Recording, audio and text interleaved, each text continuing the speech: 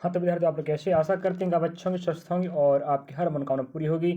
यही ईश्वर से हम कामना करेंगे। और आपको विदित है कि आपके लिए हम एसएसजी कांस्टेबल 2024 के पीवाई के प्रश्न करवा रहे हैं, जो आपके 2025 में काम देने वाले हैं। और 2025 जो एसएसजी कांस्टेबल का है आपका 4 फरवरी से चालू होने वाला विद्यार्थियों। तो उसके लिए आपको बता दें हम आपके लिए कि 20 तारीख से हम आपके लिए 27 तारीख तक पूरे हिंदी और जीके जीएस के डे बाई शिफ्ट वीडियो बन चुके हैं। अगर आप देखना चाह रहे हैं तो आप एसएसजी कांस्टेबल 2023-24 के नाम से एक प्लेलिस्ट बना हमारे चैनल पर, वहाँ जाकर देख लीजिए आप लोग। पूरे 20 तारीख के 4 शिफ्ट, मतलब डे बाई एक दिन में 4 शिफ्ट होते हैं, तो पूरे 4 के 4 शिफ्ट आपको 20, 21, 22, 23, 24, 25 छोड़ के 26, 27 और 28 का हम सेकेंड शिफ्ट आप डिस्क्रिप्शन पर देख पा ले रहे हैं।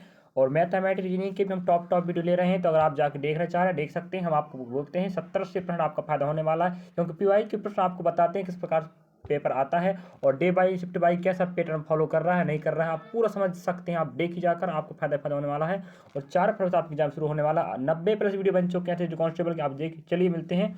अब आपके हम लेके आए हैं जीके जीएस का वीडियो, इसके बाद लेंगे आप हिंदी का, फिर मैथ्स रीजनिंग का हम टॉप वीडियो ले रहे हैं, आप वहाँ पर देख सकते हैं। चलिए देखते हैं किस प्रकार से आज 28 फरवरी 2024 का शिफ्ट नंबर सेकंड में पहले का शिफ्ट हो चुका था, जीके जीएस और हिंदी दोनों कवर हो चुके हैं। अब सेकंड शिफ्ट ले रहे हैं। चलिए तो आपके समक्ष पहला प्रश्न दिखाई दे रहा है। 28 फरवरी 2024 का शिफ्ट नंबर सेकंड का पहला हो चुका, हम बता चुके हैं। हमें कह रहा है 2023 में निम्नलिखित में से किस राज्य सरकार ने स्वतंत्रता दिवस के अवसर पर मुख्यमंत्री निःशुल्क अन्नपूर्णा खाद्यान्न पैकेट योजना शुभारंभ किया है? तो आपका राजस्थान ध्यान रखना। तो उस समय का जो करंट अफेयर का प्रश्न था 2023 का, तो योजना का प्रश्न हमें हर शिफ्ट में पूछा है, तो याद रखिएगा योजना आपको पढ़ना है। 2023-24 की योजनाओं को पढ़ लीजिए, अगर अगली भर्ती परीक्षा में आता है तो आप फिर नुकसान का सामना करना पड़े। ठीक है, हमें टॉपिक समझना भाई। पीवाई के प्रश्न हमें बताते हैं कि पिछली बार किस प्रकार से पैटर्न फॉलो किया था, जिन्होंने आया था, गांधी आई थी, जनगणना आया था, क्या आ रहा है, कौन सा टॉपिक आ रहा है, पूरा पढ़ना। ठीक है, चलिए तो योजना का प्रश्न हमें हर शिफ्ट मिला ही मिला है, आप लोग जाके योजना पढ़ लीजिएगा विद्यार्थियों। चलिए अगला प्रश्न देखते हैं। अगला प्रश्न कहता है निम्नलिखित में से किससे 30 जनवरी 2023 को भारतीय वायुसेना का नया प्रमुख नियुक्त किया गया है? नया उप प्रमुख की बात कर रहे हैं, वाइस चीफ की बात हो रहा है। वो कौन है? अमरप्रीत सिंह, ध्यान रखना। तो वायुसेना के, भारतीय वायुसेना के उप चीफ कौन है? आप इंडियन एयरफोर्स के अमरप्रीत सिंह, ध्यान रखिएगा। चलिए अगला प्रश्न देखते हैं। 2 प्रश्न आप हो गए, करंट अफेयर का प्रश्न आएगा। इस प्रकार से आपको तीनों सेनाओं को प्रमुख याद रखना है। मैं तीनों सेनाओं का प्रमुख सीडीएस को पूछ चुका है, अनिल चौहान जी को पूछ चुका है। तो इस प्रकार से आपको पहले सीडीएस कौन थे? चीफ ऑफ डिफेंस स्टाफ तीनों सेनाओं के कौन थे? विपिन रावत, जिनका हवाई दुर्घटना मृत्यु हुआ था। उसके बाद लेफ्टिनेंट अनिल कुमार चौहान बने थे, ध्यान रखें। ठीक है, तो इस प्रकार तीनों सेनाओं का प्रमुख पूछना और अलग अलग तीनों सेनाओं के प्रमुख को भी याद करना है कि हमें उप प्रमुख पूछ लिया भाई, देखिएगा है कि नहीं। चलिए तो आपको टॉपिक पता होनी चाहिए कौन सा टॉपिक आ रहा है। अब देखते हैं। आधुनिक आवेश सारणी में तत्वों को ऊर्ध्व मतलब होता है आपका, इन्हें ऊर्ध्व कहते हैं। ठीक है, और इनके कहलाएंगे क्षैतिज। तो ऊर्ध्व स्तंभ में 18 होते हैं और ऊर्ध्व स्तंभों में व्यवस्थित किया जाता है वो 18 होंगे, जिन्हें समूह कहा जाता है। और क्षैतिज होते हैं, इनकी संख्या 7 होती है, इन्हें पंक्तियों में व्यवस्थित किया जाता है, इन्हें आवर्त कहते हैं। ध्यान रखिए विद्यार्थियों, जो आप देख पा रहे हैं, जो लाइन ले रहा हूँ मैं ना, इन्हें बोलते हैं आप ऊर्ध्व, इन्हें ऊर्ध्व रेखाएं कहते हैं। और जो रेखाएं आपकी क्षैतिज कहलाती है, तो ऊर्ध्वाधर जो कॉलम होते हैं इन्हें हम क्या कहते हैं? समूह कहते हैं। ठीक है, और या वर्ग कह सकते हैं। और जो आपके ये क्षैतिज होते हैं हम आवर्त कहते हैं। इस प्रकार का पहले प्रश्न पूछ चुका। मेंडलीव का नियम, मेंडलीव के बारे में पूछा, न्यूलैंड का अशक नियम बारे में पूछा, डॉबनर का त्रिक नियम पूछ चुका है। हमें आवर्त सारणी का प्रश्न पूछ रहा है, तो आवर्त सारणी आप पढ़ लीजिएगा। अगर आप पीवाई के प्रश्न देख रहे हैं, पहले से नहीं देखे हैं तो आप जाके देखिए प्ले लिस्ट में, ऐसे जो कांस्टेबल 2023-24 वाले में आपको मिल जाएगा। तो इस प्रकार जीके जीएस में समानता आ रही है, कुछ टॉपिक बार बार रिपीट हो रहे हैं। चलिए जो देखेगा सो पाएगा, जो नहीं देखेगा वो पछताएगा। M.K. सरोजा, जिनका जून 2022 में निधन हो गया, किस नृत्य शैली के लिए प्रसिद्ध है? वो है भरतनाट्यम। तो इस प्रकार से भरतनाट्यम का प्रश्न हमें बार बार आ रहा है। क्षत्रिय नृत्य का आ रहा, कुचिपुड़ी का आ रहा, कथक का आ रहा, बार बार आ रहा है। खेल उनके कहा किस राज्य का, किससे संबंधित है, नृत्यांगना है, हमें बार बार पूछ रहा है। तो जो कौन है आपकी M.K. सरोजा, जो भरतनाट्यम से संबंधित नृत्यांगना थी, जिनका हाल ही में 2022 में क्या हो गया था? निधन। चलिए अगला प्रश्न देखते हैं। प्रसिद्ध शख्सियत पंडित शिव कुमार शर्मा कौन सा वादक बजाते हैं? संतूर है। हमें समस्त प्रकार के वादक वादंत्र पूछ रहा, बार बार नृत्यांगना पूछ रहा, किस राज्य से संबंधित पूछ रहा, कौन सा नृत्य किस राज्य से संबंधित है, नृत्यांगना कौन है, वादन कौन बजाता हो, कौन से वादक बजा कौन सा वादन कौन वादक बजाता है, किस राज्य से संबंधित बार बार पूछ रहा है। तो याद रखिएगा संतूर। सितार कौन, पंडित रविशंकर, याद रखें, ठीक है। और शिव कुमार शर्मा आपकी संतूर वादक हैं। चलिए अगली बार पूछे तो आपको बननी चाहिए। अगर देखते हैं फीफा का संबंध फुटबॉल से, पहले भी फीफा का प्रश्न बार बार आ रहा है। फीफा अंडर 17 महिला विश्व कप 2022 किस देश ने जीता? तो वो स्पेन, ध्यान रखना, ठीक है। और स्पेन की राजधानी मैड्रिड है, क्या है? मैड्रिड, ठीक है, मैड्रिड। चलिए फीफा का प्रश्न बार बार आ रहा है तो फीफा को आप पढ़ लीजिए। और ये हरित क्रांति को तो हर शिफ्ट में पूछा। अभी मैं आपको बता दूं 28 तारीख का सेकंड शिफ्ट हल करवा रहा हूँ, 20 से मैं लगातार आप हल करवा रहा हूँ डे बाई शिफ्ट बाई का, एक दिन के 4 शिफ्ट। हर शिफ्टों में कम से कम 1-2 शिफ्ट छोड़ के नहीं, हर शिफ्ट में अभी तक हरित क्रांति को पूछा है, मतलब पूछा है। तो भाई आप पढ़िए तो जरा। हम कहते हैं 70% फायदा मिलने वाला, नहीं मिलेगा तो हमें आके बाद में बोलिएगा। एग्जाम में अगर आप देने जा रहे हो और अब आपको फायदा नहीं मिलेगा, यही पैटर्न फॉलो करके एग्जाम में आता है तो आपका बढ़िया बढ़िया नंबर पकने वाला है। ये हम कहते हैं 70% हम गारंटी लेते हैं। और जब आप नंबर पकाओगे तब आके बोलिएगा हाँ हम सही बताए थे। चलिए हरित क्रांति के संबंध में निम्नलिखित में कौन सा कथन सही है, कह रहा है हरित क्रांति के बारे में जानना जरूरी है। हरित क्रांति ने भारत को खाद्यान्न उत्पादन में आत्मनिर्भर बना दिया, सही बात है। खाद्यान्न उत्पादन मतलब होता है गेहूं और चावल के उत्पादन में आत्मनिर्भर बना दिया था, सही बात है। हरित क्रांति के बाद रासायनिक उर्वरकों के प्रयोग में कमी आई, नहीं और बढ़ गया। तो ऑप्शन केवल आपका ए सही था, ठीक है। वो कमी नहीं आई भाई, और बढ़ा है रासायनिक खादों का प्रयोग। अगला देखिए, अगला हमें कह रहा विद्यार्थी यहाँ पर, भारत की 2011 की गणना के अनुसार प्रारंभिक बाल अवस्था मतलब शिशु लिंग अनुपात की बात हो रहा है, तो वो है भाई 918, ठीक है। 927 था पहले, कितना था? 927 से 918 हो गया। तो 2001 में हम बात करें विद्यार्थियों तो 927 था शिशु लिंग अनुपात, और यहाँ पुरुष का कितना हो गया? सॉरी 918 हो गया 2021 में, सॉरी 11 में, ठीक है। तो आज रखें, तुलना अगर पूछ लेता है कि 2001 में कितना था? 27 था, 2018 में घट गया, लिंग अनुपात की बात हो रहा है, ठीक है। चलिए इस प्रकार से हमने आपको क्लास में, ऑफलाइन क्लास हम पढ़ाते हैं तो वहाँ पर हम आपको पढ़ाते जानकारी, ठीक है। अब रिकॉर्डिंग वीडियो के माध्यम जितना बनता उतना हम आप सहयोग कर रहे हैं, लेकिन जो हम सहयोग PDF आपके माध्यम से हम हल करवा रहे हैं जो बिल्कुल फेक नहीं, बिल्कुल फेक नहीं, बिल्कुल सही PDF है और एग्जाम आ चुका है। चलिए इस प्रकार से अगला प्रश्न देखते हैं हम। और आप लोग अच्छा सपोर्ट कर रहे हैं, आप देख पा रहे हैं हमारे वीडियो को और आपका फायदा भी हो रहा है, तो हम कहेंगे हम जो आप लोग प्रयोग काम कर रहे हैं बहुत अच्छा काम कर रहे हैं। चलिए अशोक के धम्म में भगवान की पूजा या बलि प्रथा का प्रदर्शन शामिल नहीं था, ठीक है। भगवान अशोक है, अशोक को पता, अशोक के बारे में हम कई बार प्रश्न पूछ चुका है। कौन से शासक ने बौद्ध धर्म का प्रचार का बीड़ा उठाया? तो याद रखेंगे अशोक, इसकी पुत्री और पुत्र ने, ठीक है, दोनों ने श्रीलंका जाकर बौद्ध धर्म को प्रचारित किए धर्म, ठीक है। तो यहाँ पर भगवान पूजा और बलि प्रथा का यहाँ कोई भी प्रदर्शन नहीं होता, यहाँ मतलब भगवान पूजा और बलि प्रथा पूरा बंद होता है, किसमें? अशोक के धम्म में, ठीक है। चलिए अगला प्रश्न है, निम्नलिखित समाज सुधारक में से किसने आत्मसम्मान आंदोलन शुरू किया? तो वो आपके पेरियर हैं, ठीक है।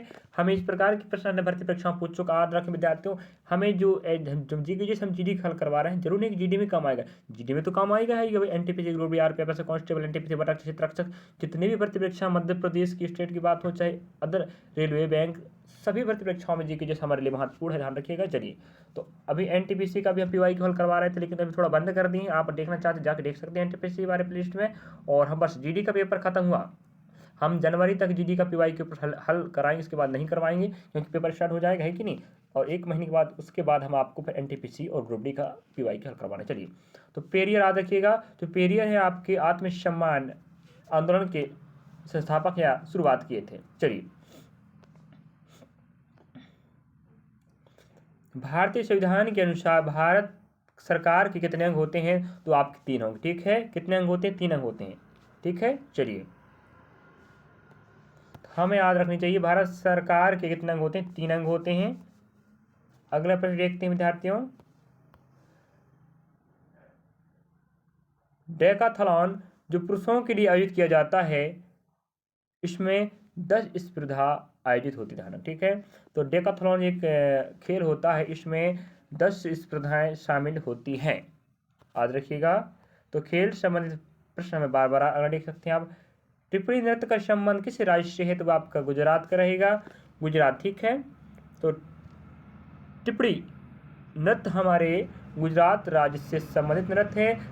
डांडिया, डांडिया भी गुजरात से है, गरबा भी गुजरात से है कि नहीं बताओ। गरबा, डांडिया, टिप्पणी, याद रखिएगा, टिप्पणी नृत्य हो, डांडिया नृत्य हो या गरबा नृत्य हो, आपके गुजरात से संबंधित है और तीनों को प्रश्न पूछ का ध्यान रखना, मैं बता दिया, आप याद करना पड़ेगा, मतलब पड़ेगा, अंत नंबर नहीं पकाना मत पड़िए भाई, है कि नहीं। चलिए अगला प्रश्न एक विद्यार्थियों, निम्नलिखित में से कौन से वर्ष की गणना भारत की 14 नंबर की है। तो आपको बता दें हमारे भारत में पहली बार गणना 1872 में हुई थी, फिर 1881 में हुई थी। तो पहली गणना, दूसरी गणना, इसी प्रकार क्रमशः आप यहाँ से 81 से 10 साल जोड़ते चलेंगे तो 2001 पहुँच जाओगे, जो कहलाएगी आपकी 14 नंबर की, ठीक है। 2000 आप 21 में हुआ था, हुआ नहीं है, होना था, नहीं हो पाया।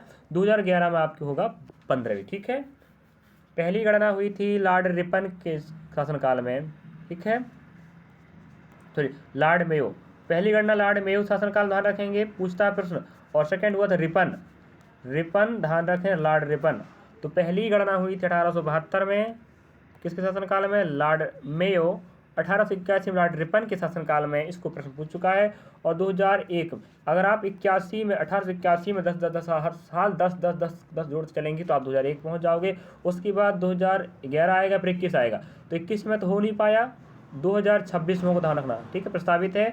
21 में क्या हुआ, कोरोना काल के कारण, ध्यान रखिएगा। और 11 में हुआ था 14 नंबर का, सॉरी 15 नंबर का 2001 में, और 11 में हुआ था 15 नंबर का, याद रखिएगा। चलिए तो इस प्रकार से हम आप बता दें, आपको क्लास में तो पढ़ाएं, अगर आप हमारे साथ जुड़ना चाहते हैं क्लास में, तो क्लास भी ऑफलाइन संचालित होता, आप हमारे जुड़ सकते हैं। चलिए अगला प्रश्न है, औद्योगिक नीति संकल्प 1956 के अंतर्गत भारत में औद्योगिकी को कितनी श्रेणियों में वर्गीकृत किया गया, वो आपका 3 है। शायद इस प्रश्न को पहले ही पूछ चुका लग रहा मुझे, तो कुछ प्रश्नों को तो रिपीट कर रहा है और कुछ प्रश्नों को रिपीट नहीं भी करता है, तो क्या करता है वो उनके टॉपिकों को रिपीट कर रहा है बार बार, ठीक है। खेल, नृत्य, योजनाएं, है कि नहीं।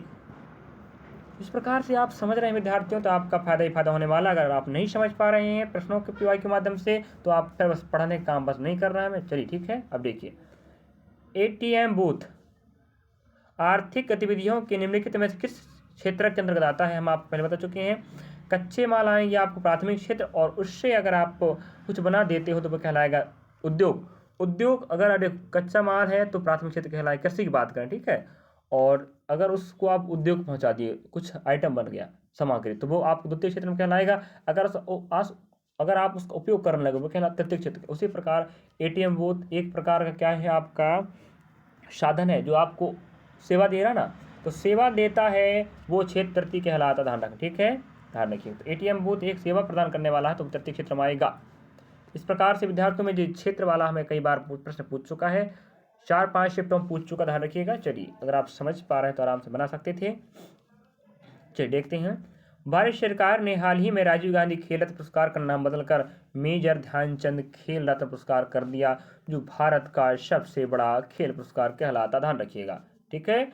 1991-92 में इसकी स्थापना हुई थी, किसकी, राजीव गांधी खेल रत्न पुरस्कार की, जिसका नाम बदलकर 2022-23 में इसको बदल दिया है, मेजर ध्यानचंद खेल रत्न पुरस्कार हो गया, जिसमें आपको 25 लाख पुरस्कार दिए जाते हैं, याद रखना, ठीक है, कितने लाख, 25 लाख, तो आपको पता होनी चाहिए। चलिए देखते हैं, राष्ट्रीय स्तर पर स्वतंत्र दिवस दिल्ली के किस स्थान पर मनाते हैं, लाल किले, ध्यान रखना। जब लाल किले पर जब आप भारत का स्वतंत्र दिवस मनाते हैं तो आप पता है कि 15 अगस्त 1947 को हमारा भारत देश आज़ाद हुआ था, तो हर साल 15 अगस्त को हमारा भारत देश स्वतंत्र दिवस मनाता है दिल्ली के लाल किले पर, ध्यान रखिएगा, ठीक है। वैसे तो आप पता होनी चाहिए, तो नहीं पता तो जरूरी है, पता कर लीजिएगा भाई, हम पढ़ा दिए, ठीक है। अगला प्रश्न देखते हैं, 2023 में क्रिकेट कंट्रोल बोर्ड ने BCCI, ध्यान रखिएगा, क्रिकेट कंट्रोल बोर्ड की बात कर रहे हैं, भारत का ये क्रिकेट का क्या बोर्ड है जो कंट्रोल करता है पूरी क्रिकेटों के नियम कानूनों को बोर्ड ने अजीत अगरकर को सीनियर पुरुष क्रिकेट चयन समिति का अध्यक्ष नियुक्त किया, याद रखिएगा। उस समय ये 2023 में क्या था, करंट अफेयर के रूप में था, तो पूछा था है कि नहीं। जो प्रश्न करंट अफेयर के प्रश्न थे शायद वो आपको जीके से काम आ जाए अगली बार, लेकिन कुछ ऐसे प्रश्न हैं जो आपको नहीं आएंगे, लेकिन जो कुछ ऐसे कॉमन प्रश्न हैं जो आपको हर परीक्षाओं में काम आएंगे, मतलब आएंगे। ठीक है, चलिए। तो बीसीसीआई के ने अजित अगरकर को सीनियर क्रिकेट पुरुष चयन समिति का अध्यक्ष ने किया था। चलिए, इन्हीं काम था चयन करने का। अब देखिए, हरित क्रांति का प्रश्न मैं बार बार बोला, हरित क्रांति का प्रश्न बार बार आ रहा है। मैं हरित क्रांति को पढ़ा चुका हूँ, आप जाके देखिए ना। नंबर पकाना है ना तो पढ़ना पड़ेगा, हम जो कह रहे हैं वो करना पड़ेगा, और नहीं करोगे तो आप पछताना पड़ेगा, ये बात आप जाने। ठीक है, चलिए। हरित क्रांति 1965 में शुरू हुई। भारत की तीसरी पंचवर्ष योजना 1961 से 66 के बीच चली। चलिए, हम बात कर लेते हैं 1951 से पहला 56 तक चलता है, अगला 56 से आपका 61 तक जाएगा, और अगला 61 से आपका 66 जाएगा। इसी को बात कर रहा था नहीं। चलिए, इस प्रकार से आपको पहली, दूसरी, तीसरी, हमें योजना के बारे में बात बता दें आपको, तो योजना का प्रश्न हर शिफ्ट में बार बार पूछ रहा है। हरित क्रांति पूछता है, हमें बोल रहा था हरित क्रांति की शुरुआत कब हुई, 1965 में।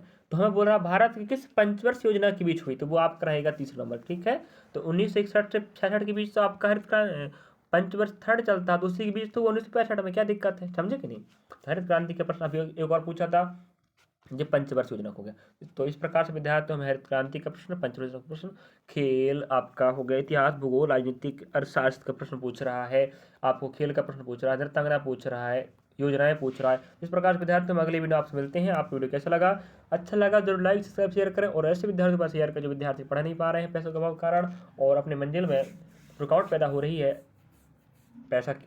ठीक है, तो हम निःशुल्क रूप में आपको डाटा प्रोवाइड करते रहेंगे। अगर आप पहली बार देख रहे हैं तो आपको बता दें 90+ वीडियो बन चुके हैं SSGD कांस्टेबल 2023-24 की। अगर आप प्ले लिस्ट में जाकर देखना चाहते हैं तो देख सकते हैं, और आप हम बताते हैं 70 से 50 घंटे लेते हैं, आपका फायदा होने वाला। चलिए, मिलते हैं। माई श्रेणी जी के सभी पार्ट हम कवर कर रहे हैं।